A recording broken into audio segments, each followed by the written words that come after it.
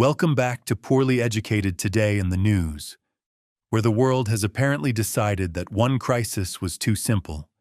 So now we got war at sea, gas prices doing parkour, Congress hiding under the couch, workers walking off the job, and Rudy Giuliani becoming the human version of a breaking news alert nobody knows how to explain.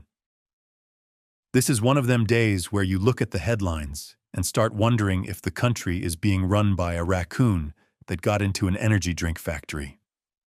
I mean, we got the Strait of Hormuz turning into the world's most dangerous toll road, Americans paying gas prices high enough to make a lawnmower feel like a luxury yacht, and Washington pretending that if you call a war something else, it magically becomes a group project. That is not foreign policy. That is a toddler covering his eyes during hide and seek and saying, "You can't see me. I am now diplomacy." Segment 1. Project Freedom and the World's Worst Boat Parade. So President Trump rolled out something called Project Freedom, which sounds like a discount fireworks stand off the interstate, but is actually a plan to guide commercial ships out of the Strait of Hormuz, while Iran is lobbing threats, mines, drones, and possibly every floating object they found behind the garage. The official language shifted from escorting ships to guiding ships, and that is how you know the plan got downgraded faster than a motel breakfast. Escorting sounds like protection. Guiding sounds like your uncle standing on the porch pointing at a tornado and saying, "Just drive around it, you'll be fine." And apparently there are thousands of vessels stuck out there, which means America is trying to clear a maritime traffic jam with about the same confidence as a fella backing a bass boat into a lake for the first time, while his wife films it for evidence. Now Iran is saying the waterway belongs to them. America is saying freedom of navigation, and the ships are sitting there like, could both of y'all maybe argue somewhere less explosive? This whole thing is being sold like a humanitarian operation. But when your humanitarian mission requires destroyers, aircraft, drones, and warnings about sea mines, that is not a rescue plan. That is a cruise package from Hell's travel agency. The grounded part is simple. Global trade depends on safe shipping lanes, and when those lanes become a floating demolition derby, everybody pays for it. The absurd part is that the world economy is now depending on whether a cargo ship can sneak past a minefield like it owes Iran $20. And buddy, when your grocery bill depends on a Panama-flagged freighter playing Frogger in the Persian Gulf, civilization has officially gotten too complicated for its own good. Segment 2. Gas pumps got promoted to loan officers. And naturally, all that chaos at sea has marched right up to the American gas pump, wearing muddy boots and asking for your debit card. Gas prices are jumping like they just saw a snake in the woodpile, with regular unleaded getting up around $4.50 a gallon, and diesel acting like it wants to buy itself a timeshare. This is the kind of fuel price that makes people start doing math at the pump, like they are defusing a bomb. You don't fill up anymore. You negotiate. You stand there squeezing the handle and whispering, "Come on, baby, just enough to get to work and back. Don't make me sell a kidney and my riding mower." And the wild thing is, energy prices do not stay politely in the gas station like a well-trained dog. They wander into groceries, airline tickets, shipping costs, utilities, and every other bill like a drunk cousin at a wedding reception. Spirit Airlines shutting down in this mess feels almost too on the nose because that airline was already basically a folding chair with wings and a card reader. But when jet fuel spikes and the bailout ferry does not show up, even the cheapest flight starts looking like a private jet for people who still have a 2011 Kia payment. The grounded observation here is that when energy gets expensive, working people feel it first and longest because you cannot budget your way around needing gas, food, heat, and getting to work. The exaggerated analogy is that inflation is now like a raccoon in the pantry. Once it gets inside, it does not just eat one thing, it knocks over everything, hisses at your children, and somehow charges you a convenience fee. Segment 3. Congress discovers the Constitution under a stack of fundraising emails. Now, while the boats are dodging mines and the gas pump is doing armed robbery in broad daylight, Congress is having a constitutional crisis, which in Washington means everybody knows something serious is happening, but nobody wants to be the first person to put down their lunch. The war powers clock ran out, because apparently there is a law saying you cannot just keep military hostilities going forever without Congress, which seems like the kind of rule a country would want to remember before the missiles start flying. But the administration is arguing that the fighting basically stopped, or paused, or became deterrence, or transformed into a humanitarian boat tutorial, depending on which lawyer had coffee that morning. That is not legal reasoning. That is rebranding a house fire as an aggressive indoor heating event. And Congress is mostly just standing there like a possum in headlights, because voting on war is hard and fundraising emails are easy. Some lawmakers are mad, some are concerned, some are deeply troubled. And as we all know, deeply troubled is Washington for, I will send a strongly worded statement and then hide behind a fern. The grounded truth is that war powers exist because military decisions are supposed to have public accountability, not just vibes, press conferences, and a fresh coat of patriotic paint. But we keep letting presidents rename conflicts until oversight disappears like a sock in the dryer. At this point, if you call an invasion a regional friendship thunderstorm, half of Congress might nod and ask whether it polls better in the suburbs. That is how you end up with a democracy where the checks and balances are technically still there, but they are acting like Christmas lights in July. Tangled, blinking randomly, and nobody knows who is responsible for fixing them. Segment 4. May Day Strong and the Working Class Pressure Cooker.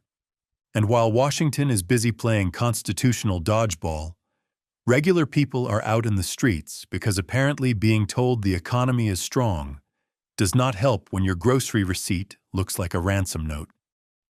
The May Day Strong protests brought together workers, students, teachers, climate activists, and folks who are just tired of being financially squeezed like the last bit of toothpaste in a motel bathroom. They had the slogan, "No school, no work, no shopping," which is basically America's version of unplugging the router and yelling, "Let's see if capitalism behaves now." And I will say, when teachers, airport workers, Amazon workers, students, and climate protesters all end up in the same economic complaint line, that is not a fringe movement. That is the bill finally coming due. This is where the tangent comes in, because every politician loves praising the working class until the working class starts acting like it has legs. They want workers in campaign ads wearing hard hats, not workers outside the stock exchange saying maybe billionaires should kick in more than thoughts and prayers. It is like inviting a man to the barbecue because you like the way he grills, then getting mad when he asks why everybody else ate while he was still buying the propane. The grounded point is that inflation, war spending, housing costs, and stagnant wages create pressure, and pressure has to go somewhere. The exaggerated analogy is that the American economy is a pressure cooker held together with duct tape, corporate tax breaks, and one exhausted nurse named Linda who has not had a real raise since the Obama administration. And when that thing starts whistling, you can either turn down the heat or keep blaming the spoon for rattling. Segment 5. Aid gets replaced by trade and everybody gets a spreadsheet. Meanwhile, the administration is pushing this trade over aid idea at the United Nations, which sounds responsible until you realize it is basically telling struggling countries, have you tried becoming profitable? They are talking about cutting international aid, shrinking UN budgets, trimming peacekeeping, and moving away from the old donor model toward private investment. Because apparently every humanitarian crisis just needs a venture capitalist with a lanyard. This comes after USAID was already gutted and folded into the State Department like a lawn chair after a county fair. And you can hear the pitch now. We are no longer giving people food, medicine, or stabilization support, but we are excited to announce a bold new marketplace of opportunity. That is not compassion. That is Shark Tank with cholera in the background. Now, yes, aid systems can be inefficient, and nobody sane thinks international bureaucracy is a delicate porcelain angel. Some of those agencies have more layers than gas station nachos. But there is a difference between reforming a system and taking a chainsaw to it while yelling efficiency over the engine noise. The grounded observation is that foreign aid, health programs, and peacekeeping can prevent instability from growing into bigger, more expensive crises later. The exaggerated analogy is that cutting all that support during a global energy shock and Middle East war is like refusing to fix a leaky roof because buckets are cheaper, then acting surprised when your living room becomes a swamp. And somehow, after all that, Washington will still spend billions moving aircraft carriers around like chess pieces on a board made of burning invoices. Segment 6. Rudy Giuliani and the breaking news fog machine. And then, because this news cycle needed one more strange ingredient in the casserole, Rudy Giuliani is hospitalized in critical but stable condition, with very little detail about what actually happened. Now, obviously, you wish health and recovery on the man, because basic human decency should still exist, even if politics has been rolling around in a ditch for years. But the reaction around it instantly turned into a political fog machine, because apparently even a hospital update cannot just be a hospital update anymore. Trump praised him, attacked enemies, revived old election grievances, and somehow turned concern for an 81-year-old man into another chapter of the national grievance scrapbook. That is modern politics right there. A man gets sick, and within 10 minutes, somebody is trying to convert the IV drip into campaign messaging. Giuliani's story is one of the strangest American arcs you can find, from America's mayor after 9/11 to courtroom chaos, election schemes, defamation judgments, legal trouble, pardons, online broadcasts, and now a mystery medical emergency in Florida. It is like watching a prestige drama written by a committee of cable news producers and raccoons. The grounded point is that political figures can become symbols so powerful that even their private health crises get swallowed by the public machine.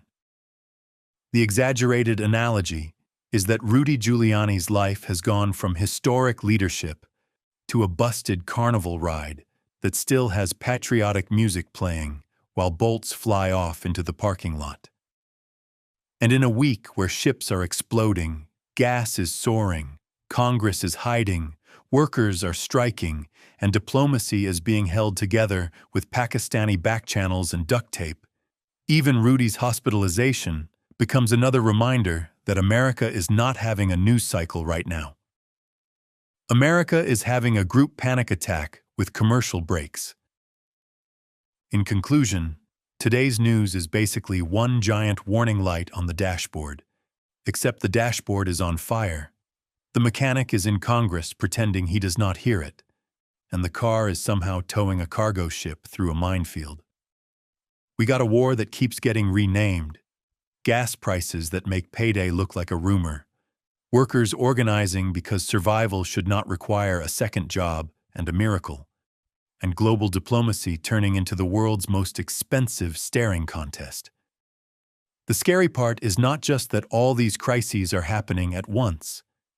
The scary part is that they are feeding each other like hogs at a trough, with war pushing prices up, prices pushing people into the streets, political paralysis making the war worse, and every powerful person acting like the problem is bad messaging instead of bad decisions.